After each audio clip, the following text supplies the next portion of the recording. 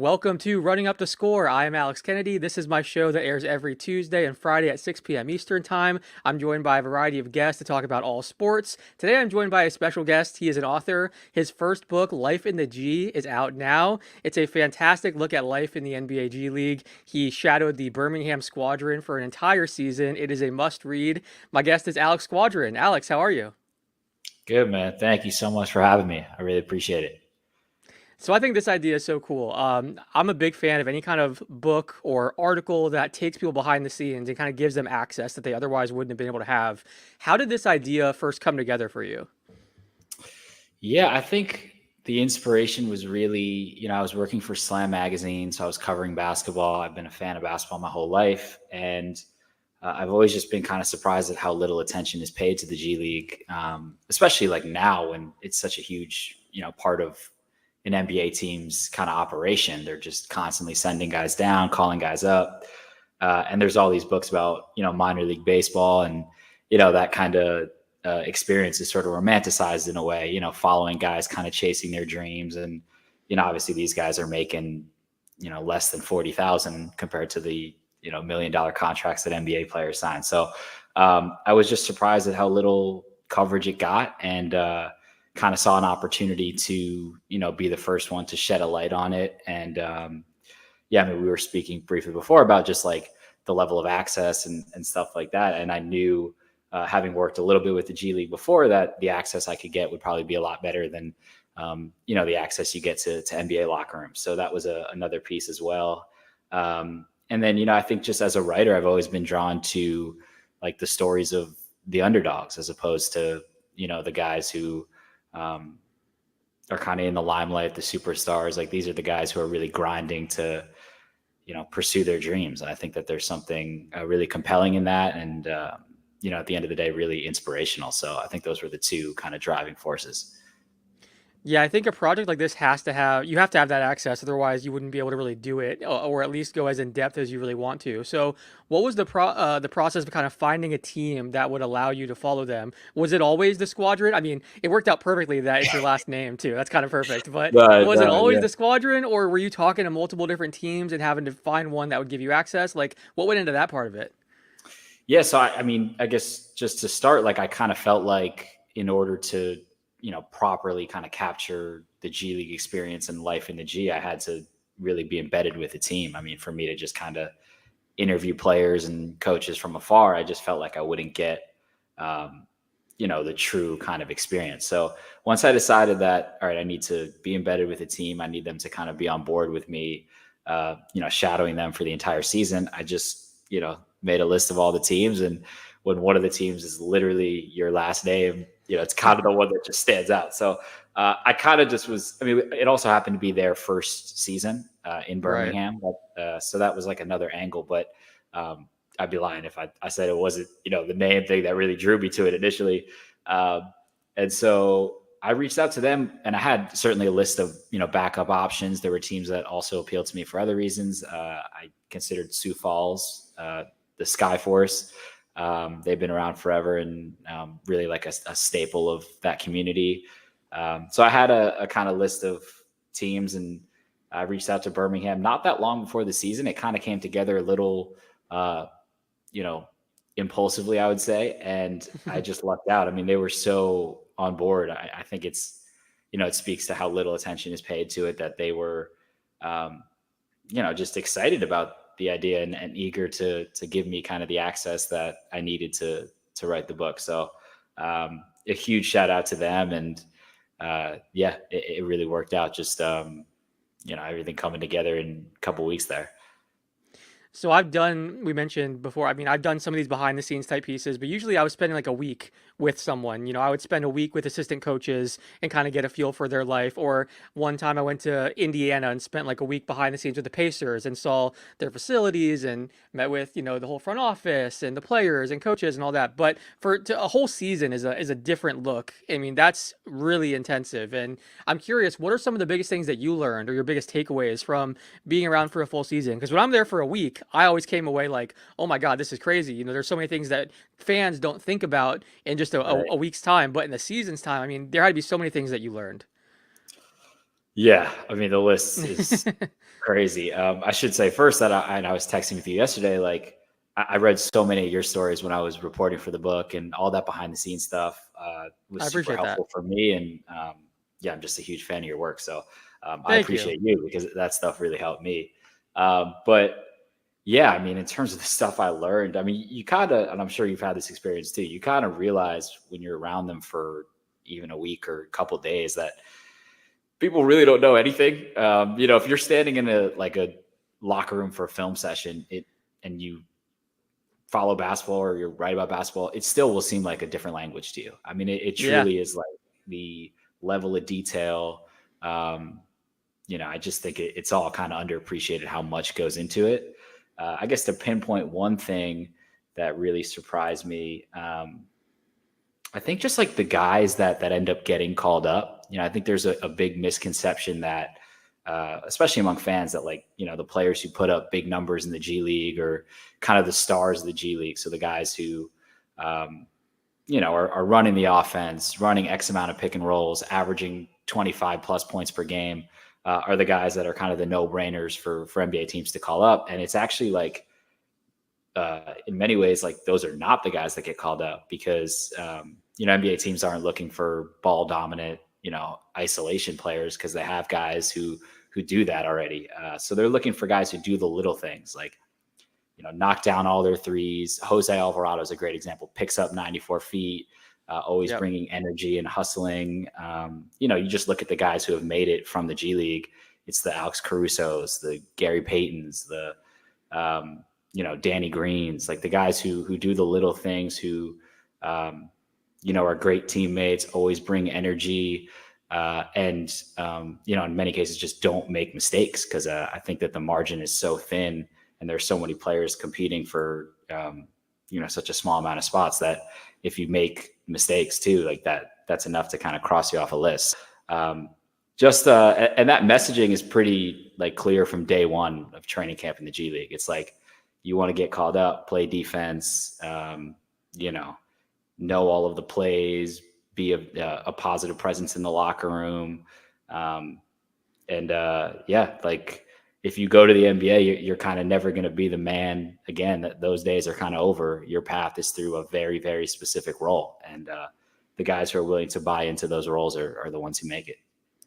Yeah, show that you can fill a role and basically not get in the way, and that Right. your game can translate, into playing 8, 9 minutes a night and making the most of those minutes. Exactly. It's so Yeah. interesting. The players that are in the G League, they're typically turning down bigger offers from overseas. Like they could go make a couple $1 million overseas, but instead, to your point, some of them are playing for less than 40, 50K because they're chasing that NBA dream. People also don't realize that like the travel in the G League is different. They're not staying at bougie hotels all the time and private jets and things like that. It's, Right. buses and, not the nicest hotels at times. And there's a lot of things like that. There's a lot of sacrifices these players are making. And some of them have been in the NBA. So they've seen that lifestyle and lived that before and then took a step back and are making way less money and are trying to chase that again. I think those are some of the biggest misconceptions that I've seen when you think of, fans think of the G League and they think, okay, yeah, those guys are basically NBA players, but it is a very Right. different lifestyle than what NBA guys are living. Can you kind of speak to some of the misconceptions about the G League that maybe fans have? For sure. I mean, the idea is that it's one step away from the NBA is pretty crazy because when you and I don't want to spoil too much about the book, but when you see guys make that transition, guys I was following did get called up from the G League to the NBA. It is one step away, but it feels like a totally different world. I mean, it's just the comparison is crazy. I mean, yeah, these guys are flying commercial. I travel with them, so you see 6'8" guys who are about to play, one of the biggest games of their life in front of countless scouts, sitting in a middle seat on like a Southwest flight to the middle of nowhere. So that's very real. I mean, people certainly have that like oh minor leagues like they're grinding, but that grind is definitely real, and I think would surprise most people. I mean, yeah, they like you said, make less than 40 50K, fly commercial, they're staying in not nice hotels, and the pressure is just incredible because I mean I spoke to earlier, but just the idea that you can't really afford to make mistakes, That's not just on the court, that's off the court too. That's in things like your diet, your work habits, um, just all the things that kind of go into how a scout might assess you. So I do think there's a big misconception about, one, like you said, just what the experience is like and life in the G compared to the glitz and glamour of the NBA. And then just how much stress and pressure these guys are under to perform, um, for that 6-7 month season, in every facet of kind of life, not just basketball. So, yeah, I think that people don't really, hopefully the book captures really, um, what life is like and how intense that experience can be. Who were some people that ended up becoming kind of main characters of the book, either players or coaches, people that you spent a lot of time around and maybe, you kind of focus on their story more than others? Who are some of the main characters? Yeah. So I went down there, knowing that I wanted to focus on just a couple characters to, it would be just too tough to kind of focus on all of their storylines. But also the kind of compelling thing about the G League is that everyone's got a very unique story. And so I knew that there would be, uh, unique individuals and players who came from different circumstances and had totally different journeys. So, by the time the season gets going, I kind of was able to narrow it down to four guys. One is Jared Harper, who fans might remember from when he led Auburn to the Final Four. And his story is kind of incredibly talented player, but he's very undersized. He's like listed at 5'10", and was one of the, shortest players in his draft class. So he's kind of the incredibly talented guard who has always been overlooked because of his size. There's Joe Young, who I know you wrote a story on as well. And his story is kind of the NBA player who was always, very highly regarded, was a star in college, got drafted to the Pacers, spent 3 years there, and kind of made a bunch of mistakes that, in hindsight, he really regrets, that caused him to kind of fall out of the NBA. And he had gone briefly overseas and now was deciding to chase the NBA again and try to kind of rewrite his narrative in a way. Um, kind of change the perception of him in NBA circles. Then there was Zylan Cheatham, who's actually on the cover. And the way I describe Zylan's story is just he's kind of faced every obstacle you can imagine. He didn't pick up basketball until 8th grade. And, he's this incredibly charismatic guy and, really talented, really athletic, and just all of these hurdles keep popping up on his journey. A lot of them out of his control, which is just kind of the case for a lot of G League players. So I feel like he has kind of a real G League story in a lot of ways. And then the last guy is Malcolm Hill.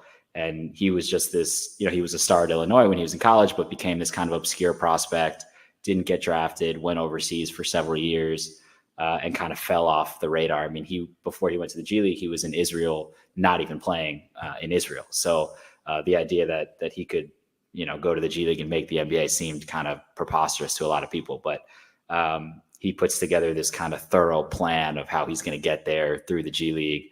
And he's this just really intense guy who, is willing to do anything to achieve his dreams. So those are the four guys. And then the last one I'll mention is, I know Ryan Pannone. He was the head coach of the team. And if you know Ryan Pannone, it's impossible to be around him and not, want to focus on him. He's just like the most outgoing and, personable and just a really smart basketball mind and great coach. So he, turned into a main character as well.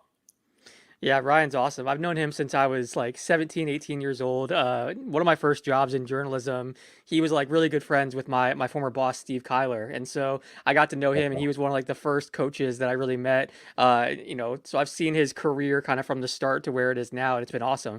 I mean, to your point, he's not only a great basketball mind who I think eventually will be coaching in the NBA and like a head coach in the NBA. I think he's that talented. He's also just like so charismatic, such a great personality, such a funny guy. Totally.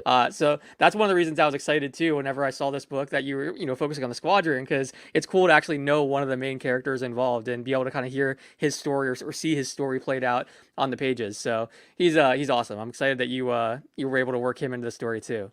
Yeah, he's like the way I described him in the book. He's very much like a Ted Lasso like figure. Yes. It's just like the energy that he brings, and he's very funny. And I think also another overlooked aspect of the G League is that everybody, not just the players, is trying to get to the NBA.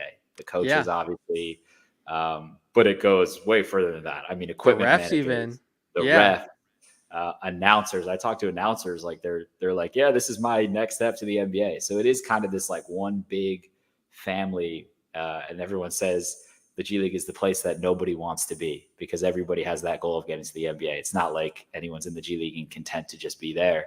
right. They all have that bigger goal of getting to the NBA. Well, speaking of Ted Lasso, I was about to ask you. There's a Trent Krim question here. How quickly did the players kind of accept you? Did you get any Roy Kent curse out sessions? What was that like? Was that something that you had to basically win them over, or from day one? I mean, it is a little bit easier in the G League because again, they are looking for exposure and they want their stories told. Right. But what was it like for you, kind of trying to go behind the scenes and be in the locker room and kind of you're in their inner sanctuary a bit. What was that like? Right. Yeah, and this was completely new to me. I mean, I've obviously been in NBA locker rooms and written a bunch of stories and covered the NBA, but to be like essentially on the team and with the team, like it just was all new territory for me. So a lot of it was just feeling it out and trying to figure it out as I go. Um, I think the first thing is that I've been told that when I first arrived, because there was a little introduction, but not anything like thorough, Hmm. um, was like because of my last name, there was definitely a like misconception that I was somehow like the owner's son or Owner's like son, yeah, just like kind of hanging around like I had and then was writing a book about the Mr. team. Squadron's here. Yeah, exactly. Don't That I upset like daddy. which is crazy like that That's I had funny. basically my family had bought the team so that I could write a book about it or something like that.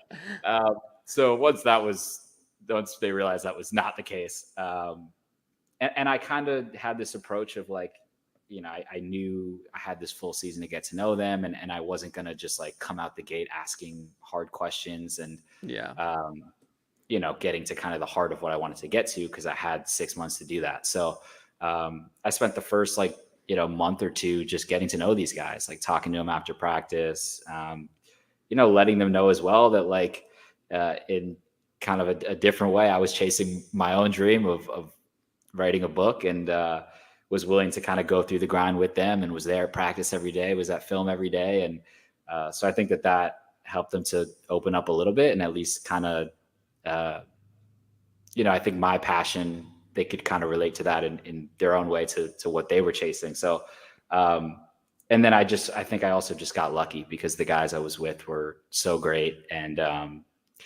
yeah, just, I think their eagerness to share their stories and, um, spread the word about the G League. And yeah, I think all of that kind of combined to make my life a little bit easier. So certainly as the season goes on, you start to build trust with players and then you can ask kind of the harder, deeper questions that you want to get to. And by the time, February rolled around, like, these guys definitely trusted me. And the four guys that I was focusing on specifically, I had talked to their family, their friends, former coaches. And so they kind of got the idea that I, was spotlighting them. And by then we're open to it. So yeah, again, huge thank you to them and to everybody within the Squadron organization, because I do really feel like I got lucky that, I was following them. I want to take a moment to thank our sponsor, Prize Picks. If you haven't tried daily fantasy sports on Prize Picks, you're missing out. You pick 2 to 6 players and whether they'll score more or less points than their Prize Pick projection. If you're right, you win big. You can win 25 times your money on any entry. At Prize Picks, you aren't competing against other people, which might include experts and sharks. It's just you versus the projections. Prize Picks offers projections on virtually every sport: NFL, NBA, MLB, NHL, PGA, college football, college basketball, soccer, WNBA, esports, NASCAR, tennis, MMA, boxing, and more. You can mix and match players from different sports, so you could have Steph Curry and Patrick Mahomes in the same entry, for example. If you download Prize Picks today and use the promo code RUNNING, they'll double your deposit up to $100. That is the promo code RUNNING, and they will match your deposit up to $100. It takes 30 seconds or less to build a lineup. To show you how easy it is, I'm going to build an entry right now. All right, we're on Prize Picks. I like Chris Godwin this week to go more than 48.5 receiving yards. He didn't have a catch last week, and there's been a lot of talk about, his involvement. Everyone in the organization is saying they need to get Chris Godwin more involved, from the coaching staff to Baker Mayfield. And if you look back throughout his career, a lot of the biggest games he's had has been against this Falcons team. Earlier this year when they played the Falcons, he had 12 targets. So I think they're going to throw to him quite a bit. So I like Chris Godwin to have a big bounce back game here. And then I'm also going to go Nico Collins. The Tank Dell injury is obviously devastating. I've been a big fan of Tank Dell on this show, but with him out, there's going to be so many targets for Nico Collins. 70.5 receiving yards. Let's go more than 70.5. We're going to do $20 entry. Just like that, we are entered. Good to go. Thank you to Prize Picks for sponsoring this episode. Use that promo code RUNNING and they will double your first deposit up to $100. That is the promo code RUNNING. Let's get back to the episode. You mentioned going to practice and film study and traveling with them on the plane and things like that. Do you have a new respect for kind of what players deal with off the floor too? Because not only is it showing up for games and being able to compete at that high level, but the travel and everything that kind of goes into being a NBA player and a G League player. Like I think my first time I kind of realized that was when I started doing some more traveling, like on the road, and you're like, man, they have another game tomorrow and then 2 days from now and then 3 days from now. Like it's pretty crazy when you think about it. Like the travel alone is kind of a full-time job, and then you have to be able to, and I'm sitting there just writing articles and I'm exhausted. I'm like, I can't even imagine going out there and competing at this high level and then having to do it again the next night. Like the travel is very intensive. Now that you kind of been through it and seen firsthand what that's like, do you have a new respect for kind of what guys deal with off the floor? 100%. Yeah. I mean, I had the exact same experience as you where we're getting up early for flights or connecting. A lot of times you have to take connections. Birmingham doesn't fly everywhere. Yeah. And I'm sitting there exhausted, want to complain about this whole experience. And these guys have to play in front of NBA scouts in less than 24 hours in a game that could determine whether or not, they sign $1 million contracts. So it's you can't help it as you're going through the season, have this kind of new respect and appreciation for all that goes into it. And I think it's much deeper than that. I think it's also an appreciation for all the things that guys do to try to stand out or to earn those contracts. I mean, I think a really good example is I spoke about Jose Alvarado earlier, but him, Patrick Beverly, I think that there's a tendency for fans to be like all these things that they're doing, Beverly and Alvarado being kind of the pest on defense and constantly getting under guys' skin and, playing hard all the time. You can kind of be like, this guy's so annoying. Like, I can't believe he's doing all this. And then you realize, the longer you're following a team or especially teams in the G League, that they're doing that because that's how they earn their living. That's how they get contracts in the NBA. And, I can now watch a game and spot those things in ways that I, never really could before. Even like guys who stand in the corner and are averaging, a PJ Tucker type who does, only shoots when he's a wide open three and just crashes the offensive boards and stuff like that. I think fans might say, what is this guy doing? Why is he in the game? Now I think I understand all the things that he's doing and why he's such a valuable piece to whatever team he's on. So, I could speak forever about just kind of all the things that these guys have to do. I mean, I spoke earlier a little bit about nutrition. I mean, they'll tell guys don't be caught walking around at these G League games or at, G League events or any event where a scout might be carrying a bag of, Chick-fil-A or a pizza, because that could literally be it for you. Like they could see that and cross you off the list, and the margins are that thin. So there is kind of a, you can't mess up mentality in the G League or whenever you're on the fringe. And when you see that up close, you can't help but respect, how hard that grind is. Yeah, it's very interesting. One question I wanted to ask you, whenever Miran Fader, who's a friend of ours, she was on the show, she talked about how you have a certain book that you think you're writing, and then by the end of it, it's kind of changed drastically. I think this is a great example because this season that you shadowed the Squadron, it ended up being the COVID year where so many guys got called up and teams were desperate for replacement players. Right. So really, you were not only following this Squadron team, but really one of the craziest seasons in G League history because there were more call-ups than ever before. a lot of guys ended up sticking in the NBA and kind of turning it into a huge opportunity for themselves, and they never went back to the G League. How did the story change from when you first went into this, and then when you actually like sat down to write it? Because I'd imagine there's a lot of things that differed from the beginning. For sure. Yeah. I mean, just that entire um, piece of the story, which kind of becomes the core of it. Well, first of all, I have to give a massive shout out to Mira, and she's been like so supportive of the book, and she did a blurb for it. And, just like I've always looked up to her, her writing is to me like as good as it gets. So huge shout out to her. Um, yeah, I think to her point, like you go in with kind of a rough outline of what it could look like, and you have goals of, my goal pretty broad was to capture what the G League was like and to write about that pursuit of the NBA and kind of chasing your dreams, which I knew would be, a relatable thing for a lot of people, whether or not they're sports fans or,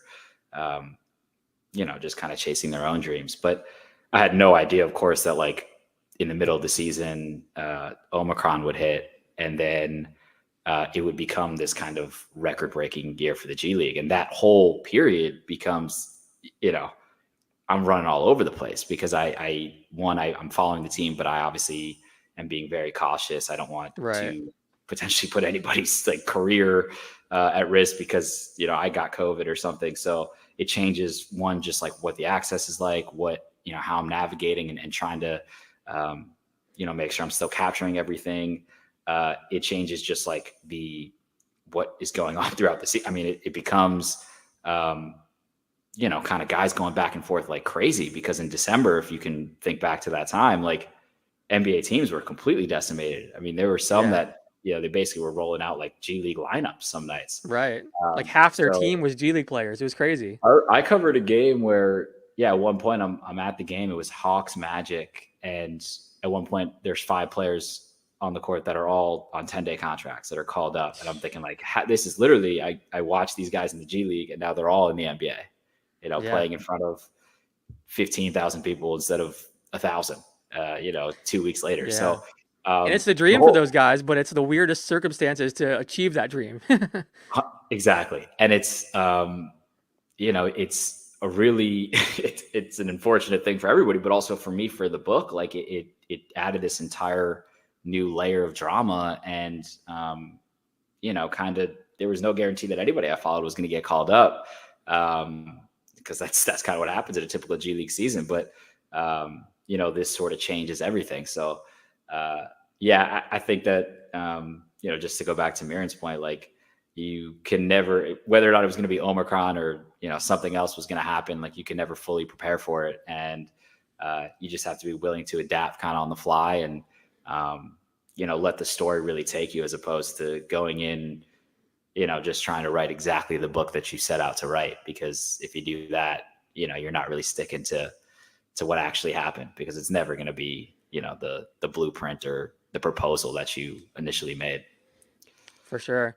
I've always thought that the G League needs like either a documentary or like a reality show, because it really is like the stakes are so high. To your point, there's so much pressure, Mhm. and these guys are all chasing their dream, and there's so many interesting storylines on and off the floor. And it really is like a reality show. Like a number of guys go in, only a certain number can go up and get an opportunity. And then every year in the G League, there's inevitably, a couple guys. Obviously, there's usually like, 70, 80 call ups, but there's usually a couple guys that like hit and become the Patrick Right. Beverleys of the world or the Jeremy Lins of the world, where it's like, oh, this guy's now a notable name that people recognize. I think it's so perfect. I wonder if the NBA would ever look into doing something like that, or if there would be some kind of documentary, or I mean, we could see life in the G Hey, League man. spun off into a documentary series. Like, let's, I I like think it'd this be very pick. Yeah. interesting. What do you think of that? I think it's great, obviously. I think, I mean, having gone through it, there's so many times through the season where I'm just like, I wish I had a camera on me, and this is all just like made for TV, because, um, it's the drama that you think unfolds. It's real. Like there's a lot of emotional moments, those moments when those guys get called up or, screw up an opportunity or, all the things that we've spoken about, throughout this interview, like that pressure, that stress, like you can feel that. And I think having a camera to capture those moments. I know that there was a documentary that came out on Amazon about, it Oh kind of took a yeah. similar approach. Um, but I think like being with one team and, getting to really know some of those guys on, deeper levels, and the book really explores their backgrounds. And, um, I really tried to get into, these are lifelong dreams. Like they're really, and they're one step away from something they've been chasing their entire lives and have all of these obstacles in front of them. Like it is made for TV or for a book as well. Yeah, I think I kind of knew that the story would be compelling in that way, but I think Yeah. actually going through it confirmed it, and even made me realize, more that this is a story that deserves a reality show, a docuseries, anything. It just, yeah, I feel passionately that it needs to be captured. So Last question for you. I feel like I talk to first time writers a lot, and I've always wanted to write a book, but it just feels so daunting. Like that, the task of actually picking a topic, but then also sitting down to report it and write it. What was the writing process like for you? And like, I mean, you mentioned that you were following them for 6 months. It kind of came together last minute, but then the actual process of writing it and putting it together from start to finish, what was that like for you? I mean, torture in a way. I mean, it's incredibly rewarding, and I think like I would say to you or to like anybody who's like wants to write a book, like this certainly did not deter me from writing books. Like I would love to write another one, and I think anybody can do it, because I think like it really is just trying to break it down as much as you can. And I know you've done a bunch of long form pieces, and you've done the reporting, and this is really just trying your best to uh, break it down into little pieces. And Yeah, it's definitely um, like a mental thing. it totally, and just like chipping Yeah. away. Like I think that was something I had to get used to. But like, you outline everything out. Um, I did over 100 interviews and stuff like that. But it's just, you just build it up. You have more time, so you just kind of break it into these chunks. But it's stressful. I mean, when you get down to you're getting close to that due date, you're definitely in panic mode a little bit, especially this being my first one. But if you love to write and, um, kind of you fall in love with that process a little bit. And especially when you look back on it, and you kind of, you have a different, perspective and appreciation for it. And, yeah, I had a blast doing it. And, like I said, I hope I can keep doing it, because, yeah, definitely to have it now, it's incredibly rewarding. So For sure. Well, I can't recommend this book enough. Everyone, make sure you guys check it out. I'm gonna put a link so in the description of this, so people or under the tweet where you're watching this, so you guys can order it. It's out now. Can you tell people where they can find the book too, if if they don't want to use the link, or anywhere else that they can go find it?